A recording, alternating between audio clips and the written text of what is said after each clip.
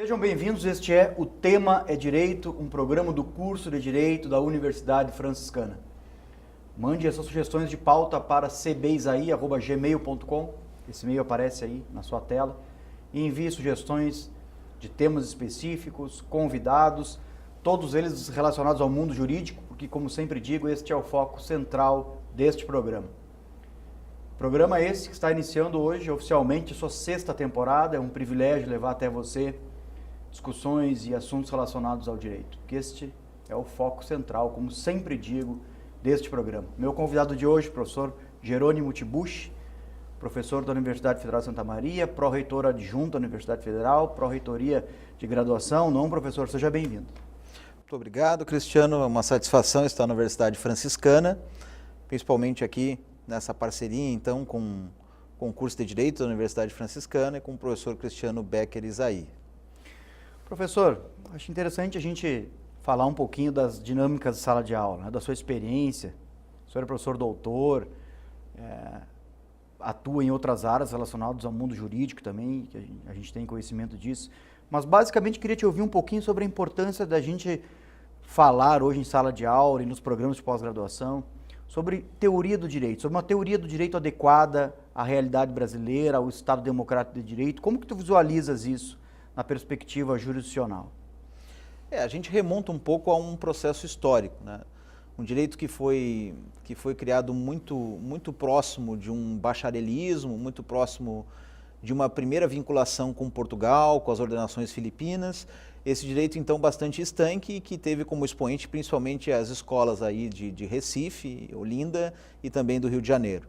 Um direito bastante próximo à tradição vinculada ao direito romano, enfim. E esse direito que se transforma depois com o tempo, muito próximo de um saber técnico, um bacharelismo, e depois, principalmente depois de 88, depois da primeira Constituição do Brasil, ele começa a desenvolver mais uma perspectiva crítica, de teoria crítica do direito. A necessidade que o curso de Direito tem de se aproximar das ciências sociais, de se aproximar do saber das ciências sociais e promover uma reflexão crítica muito próxima da política. Então nós tivemos aí influência de grandes nomes de teoria do direito, mesmo numa matriz analítica. Se a gente for pensar, Pontes de Miranda foi realmente uma influência de uma perspectiva analítica, porém de uma perspectiva crítica também dentro da analítica. E nós tivemos influência de outros diversos autores da teoria crítica, como, por exemplo, Luiz Alberto Vará, principalmente no final da década de 80, né, que foi responsável pela abertura de cerca de 70% dos programas de pós-graduação mais críticos que nós temos no Brasil hoje, né. Essa influência veio de um Vará que era essencialmente um analítico, né, muito próximo lá de Roberto Vernengo, né, com um estudo mais voltado à analítica kelseniana, ao normativismo mais especificamente, e de um Vará que transcende a isso através da linguagem, começa a estudar Saussure, começa a estudar Charles Sanders Peirce e acaba então vendo que influência é essa da linguagem do direito, né? O que é esse senso comum teórico dos juristas, né? Como essa linguagem interfere na posição de destaque do direito, que é até mesmo uma posição de classe, né? Uma posição de destaque que isola a linguagem, que trabalha somente com uma metalinguagem e torna essa linguagem acessível a poucos. Agora, eu acho importante a gente, né, partir dessa constatação que tu nos traz, que remonta em alguma medida à dureza dos cursos de graduação em Direito. Aqui tu acha que isso está relacionado diretamente? Assim, por que preponderantemente os cursos de Direito no Brasil têm uma formação mais dura, uma formação mais cartesiana e mais preparada para concursos públicos, etc. Menos reflexiva, vamos denominar assim, menos crítico-reflexiva, como um todo, né? Eu acho que toda a formação que esteja próximo, né, de uma perspectiva mais técnica, né, ela tem essa natureza, né? Apesar do direito ser uma ciência social aplicada, ele está muito próximo das ciências contábeis, da administração, que são áreas realmente mais rígidas, né, mais positivistas, vamos dizer assim, no sentido de definir ordem, estrutura, organização, sistema, né? Então, o direito muito apegado a isso, ainda nessa tradição do bacharelado que havíamos comentado antes. Sim. Esse direito, então, ele é carregado de elementos tecnicistas, né? Então, o direito, ele trabalha muito com a perspectiva da técnica. Veja bem, eu não estou dizendo aqui que isso é ruim para o direito, não, isso é essencial para o direito também. Mas essa técnica desvinculada de uma perspectiva crítica, de um pensamento político e social, ela torna-se desvinculada do mundo real, do mundo da vida, né, do mundo concreto. Então, a necessidade que se tem de trazer essa discussão e trazer esse senso crítico. A prova viva disso é que não há ciência jurídica, não há subsistema jurídico que não tenha relação com o Estado, com a evolução do Estado, que não tenha relação com a própria filosofia, que não tenha esse corte transversal com outras áreas. Mas me parece que a insuficiência disso acaba se revelando assim como um paradigma que se estabeleceu e que depois acaba refletindo no profissional que se forma.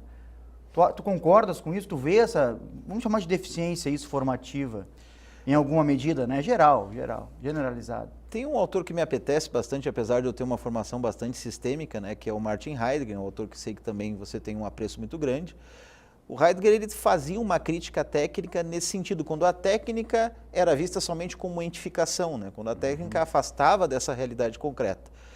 Basicamente, a humanidade ela passa por períodos que, tem um outro autor que eu gosto bastante, que é o Agamben, de sacralização, né? Uma sacralização que era do religioso, esse religioso também se transforma numa técnica de dominação, né? Basta ver todo o aparato das estruturas religiosas também como técnica de dominação e de controle, mas para além desse pressuposto, após essa virada religiosa, nós tivemos no Estado esse aparelhamento técnico.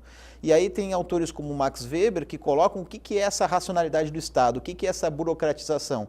É uma racionalidade que serve a determinadas estruturas que estão relacionadas com o poder, né? Então, uma transferência do sagrado do religioso para o político. A gente pode dizer que hoje esse Estado se transforma em uma transferência desse sagrado por econômico. Então, esse Estado é um Estado muito mais próximo das grandes empresas, dos grandes bancos, das grandes corporações. Obviamente, o direito como técnica, para o Weber era visto como técnica, ele acompanha esse fenômeno. Ele vai se transformando tecnicamente e o que é mais rentável vender dentro do direito na grande maioria das instituições que acabaram criando cursos de direito, né? A gente teve uma grande explosão no final da década de 90 de criação de cursos de direito, né? Daria-se para dizer um exagero na criação de cursos de direito, né? E a grande maioria faz um curso bastante enxuto que busca a transmissão de um conhecimento tecnicista rápido, né? Que dê uma resposta rápida para quem? Para aquele que vai fazer um concurso, para aquele que vai lidar com esse ferramental técnico. O problema é que esse profissional lá adiante vai precisar de uma percepção social um pouco mais complexa. Vai precisar de perceber a sociedade, que a sociedade é feita por seres humanos, que a sociedade é feita por fenômeno político, que o fenômeno social deve ser considerado, ou seja, conhecer um pouco da realidade onde vive. Porque se somente mergulhado numa realidade técnica, ele não vai atender à complexidade que o mundo exige. Agora, aproveitando, né, a citação do Agamben que tu fizeste, Jerônimo, qual é a condição de possibilidade na tua concepção para profanar o sacro, para profanar a sacralização, que é algo tão presente no mundo jurídico, hoje em todas as áreas, né? Há algo sacralizado dentro do direito civil, do direito penal, do direito constitucional, parece que todas as áreas elegem em alguma medida dogmas, elementos sacralizados que são de difícil profanação, usando a própria expressão do Agamben. Na tua percepção, qual é a condição de possibilidade para isso? É investir onde? Na realidade, essa condição de possibilidade ela vem dentro do próprio sistema, né? Uma implosão pelo próprio sistema. Não há saída para a crítica técnica que se não seja uma saída também técnica.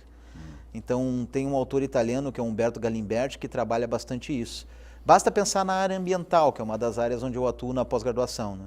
Se você pensar na área ambiental hoje, para se você preservar, para você ter técnicas de preservação, você precisa usar outras técnicas, mas técnicas que sejam, na realidade, um amparo, uma alavanca para o humano, né? Ou seja, que você não exclua dessa técnica o elemento humano. O problema que nós verificamos e que o Galimberti verifica também é a técnica pela técnica. Ou seja, como ele fala de uma idade da técnica, ele diz o seguinte, que somente a técnica toma conta até do fator humano, né? Quando você vai e pergunta, olha, eu posso operar esse sistema, eu posso operar fazer essa operação financeira, e alguém lhe responde, mesmo sendo um ser humano, lhe responde, o sistema não permite. Que sistema é esse, né? Então você tem na técnica até mesmo um aparato discursivo para que você dê uma resposta ou sim ou não, ou uma resposta contingencial. Nesse sentido, então, a técnica toma conta da própria realidade, né? Ela existe por si mesma, se ganha muito dinheiro com a técnica pela própria técnica. E se esquece realmente da realidade das coisas, né? Então, o que o direito quer, afinal, buscar, né? Quando o Kelsen busca a ideia de uma ciência do direito, né, ele tenta afastar toda e qualquer percepção subjetiva do conceito de justiça. Então, quando ele diz o seguinte, olha, o conceito de justiça, ele é na realidade, como ele está eivado de subjetividade, não pode ser colocado como a base do sistema. Então a base do sistema vai ser um conceito como o conceito de imputação. Para cada norma existe uma sanção, ou seja, uma resposta técnica e imediata para isso. Ao mesmo tempo, a gente não pode mergulhar em algumas falácias. Nesse sentido, o Lenny Streck tem razão quando ele diz o seguinte, olha, eu vou substituir o elemento da resposta técnica somente por um elemento subjetivo. Bom, mas esse elemento subjetivo ele troca.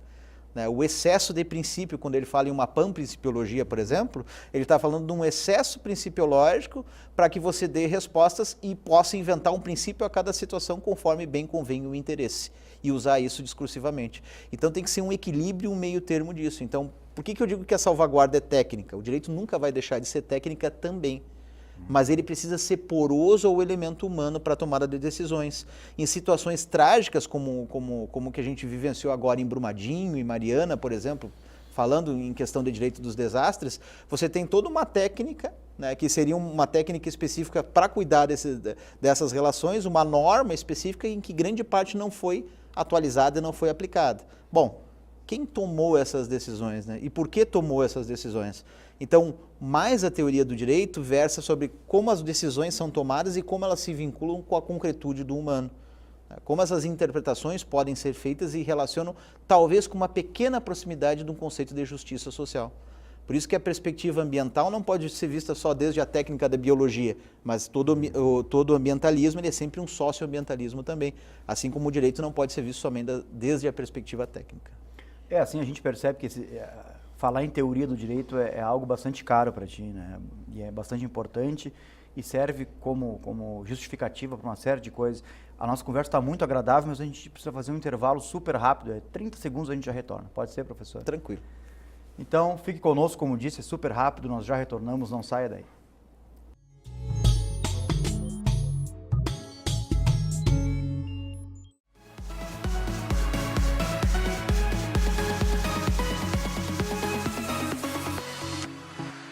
Meu nome é Luiz, sou acadêmico do curso de enfermagem da UFN. Eu realizei meu intercâmbio no ano de 2016, fui para a Escola Superior de Enfermagem de Coimbra, em Coimbra, Portugal. Então, essa experiência, ela foi muito rica, tanto como acadêmico, quanto futuro profissional, quanto pessoa, pois ela me proporcionou conhecer pessoas de diversas nacionalidades, diversas culturas, muito enriquecedor em relação profissional e pessoal. Então, esse intercâmbio mudou muito meu pensamento e a minha ideia de trajetória profissional. Eu recomendo quem tem interesse em realizar um intercâmbio acadêmico que procure o setor de cooperação da UFN. Lá eles tiram muitas dúvidas, dão informações bastante valiosas e essa experiência é única, é incomparável, não tem outra palavra para dizer em relação a isso.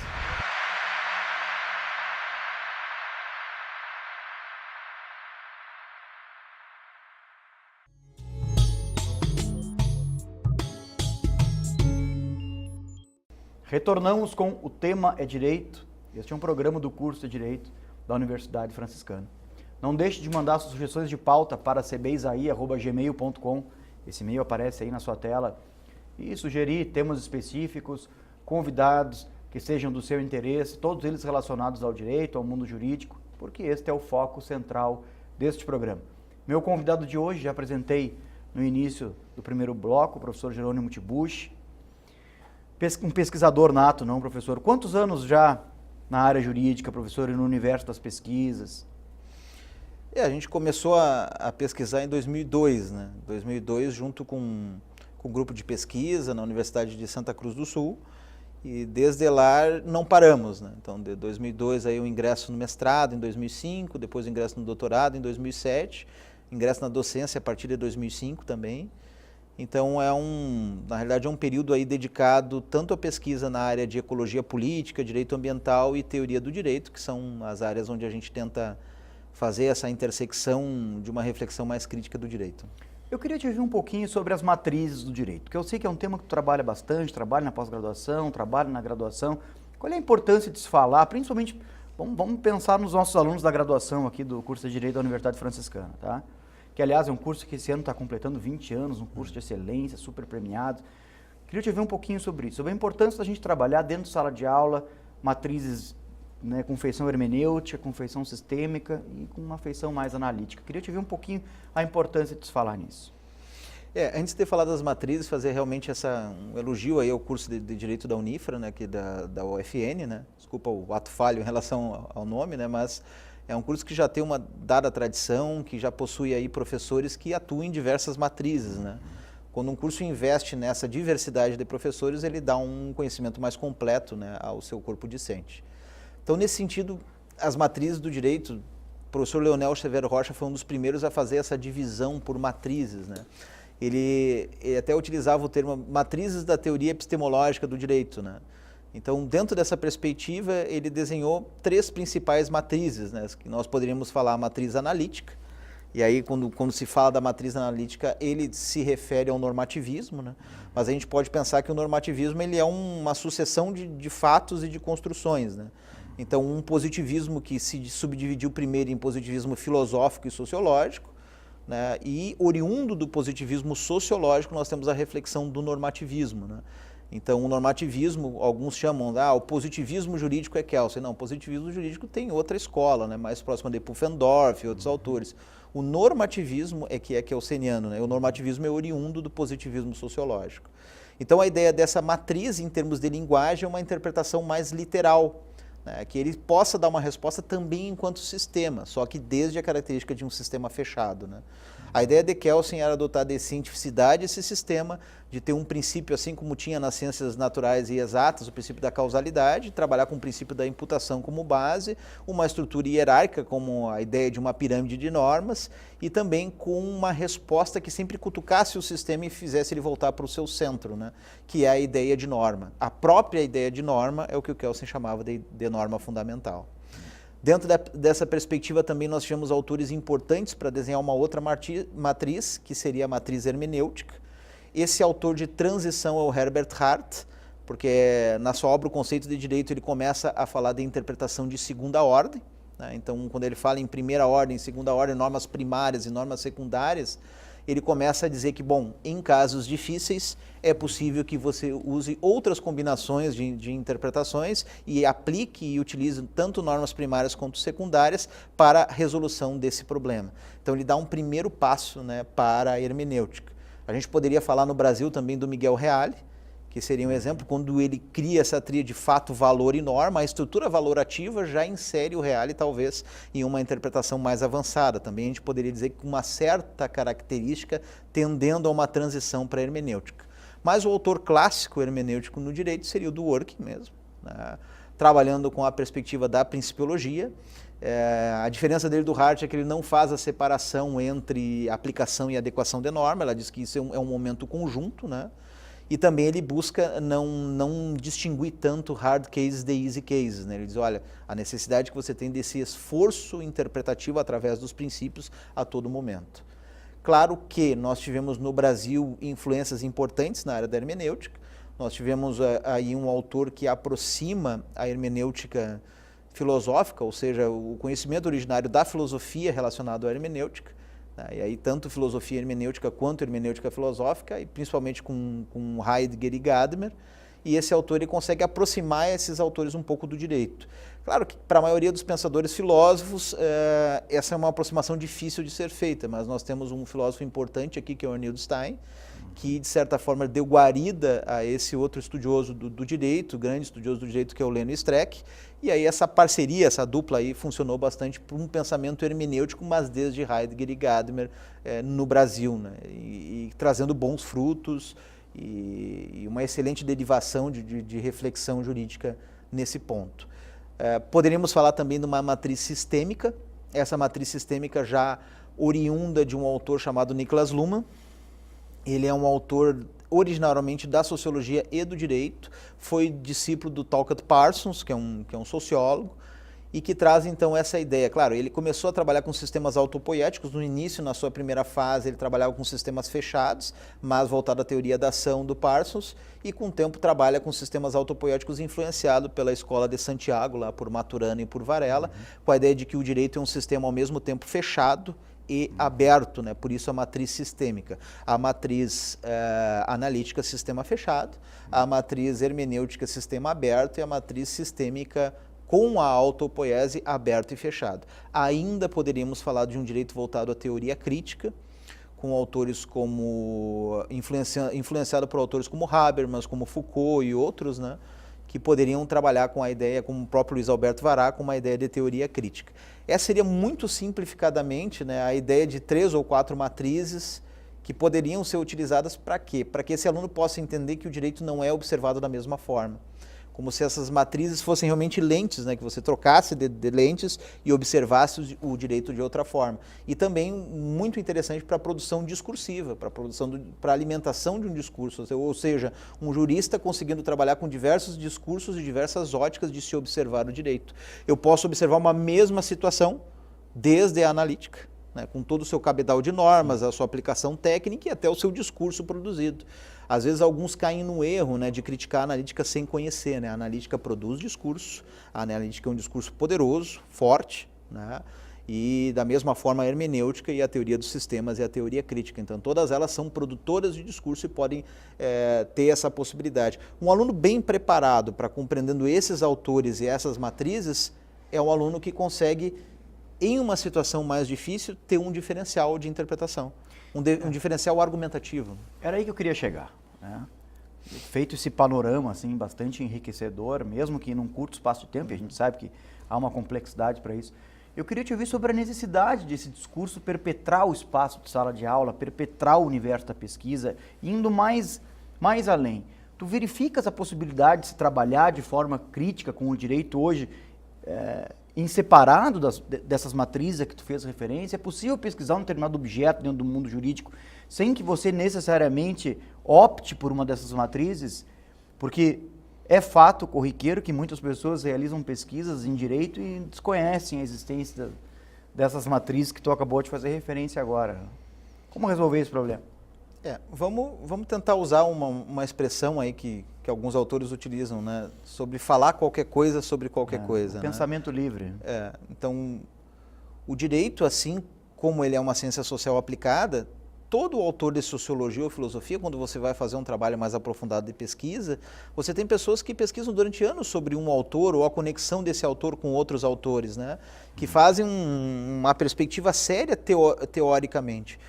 Como o direito durante muito tempo ficou mais preso a uma escola tecnicista, pouco ele tinha esse aventamento de outras teorias, né? Somente de uma teoria desde a analítica. Aqui no Brasil, Santa Maria, principalmente, uma influência muito forte de Pontes de Miranda, né? Mas um Pontes de Miranda não tão raiz, né? São poucos autores que eu poderia dizer em Santa Maria que conhecem de fato Pontes de Miranda, conhecem ele através do Marcos Bernardes de Mello, né? Então reproduzem um determinado saber e fica por ali. Mas como você fazer com que esse saber entre em contato e dialogue com outros autores, né? Então, essa abertura ela é necessária para quê? Para que você tenha um conhecimento diferencial. Até numa dada situação prática da vida jurídica, você conhecer outras possibilidades de se pensar. Como em uma situação envolvendo direito ambiental eu consigo unir sistemicamente a política, porque obviamente a política daquele local vai interferir em um licenciamento ambiental que foi feito relativo à construção de uma barragem de rejeitos, por exemplo, vai ter influências econômicas de empresas que ou em tese gerariam empregos em relação a isso, vai ter uma influência científica para o dado parecer, o laudo técnico assinado pelo engenheiro, vai ter uma influência cultural, como aqueles habitantes da região vão ser afetados pela construção daquela barragem. Então você vai ter uma série de elementos que são elementos sistêmicos. Saber pensar sistemicamente e conhecer os autores que falam dessa teoria torna muito mais fácil a produção dessa argumentação. Mas isso é um caminho que se faz, né? Você aprendeu o direito a partir, pelo menos, de um conhecimento de autores que transcendem a uma matriz somente. Conhecer autores de outras matrizes faz com que você desenvolva esse pensamento mais crítico. Então, estudar a teoria do direito sempre relacionado com a praxis. Então, quando a gente fala, eu sou teórico e eu sou prático, quando a pessoa chega ali dizendo isso é porque ela não tem um conhecimento realmente do que é doxa e praxis e da fusão que deve existir entre teoria e prática na nossa vida, né? Eu tenho experiência na gestão administrativa, trabalho e tento aplicar pelo menos essa perspectiva sistêmica em tudo que eu faço. né? Ou seja, como eu enxergo o que acontece? Ou eu poderia dizer que uma gestão administrativa não tem influência política, é somente uma influência técnica administrativa? Não, ela tem influência jurídica, política e econômica, e como eu equilibro isso para tentar alcançar ao fim e ao cabo a justiça social. Eu queria agradecer profundamente a tua presença aqui no programa, dizer que as portas são sempre abertas, foi uma satisfação conversar contigo. Esse é um programa plural, democrático, sempre aberto às mais variadas possibilidades e discursos. Eu acho que foi muito interessante e, como disse, colocar o estúdio aqui e a TV à tua disposição sempre que tu desejares. Eu que agradeço, professor Cristiano, é uma honra estar consigo e principalmente com um camarada que pensa tão bem assim nessa área do direito e tenta transmitir isso para o seu corpo discente, para o seu corpo docente e fazer isso de uma forma interligando aí instituições e pessoas. Nós que agradecemos e certamente vamos contar com a tua presença para outras conversas, outras oportunidades. Muito obrigado. Agradecemos a você também pela audiência e fique ligado nos próximos programas da TV da Universidade Franciscana. Até a próxima!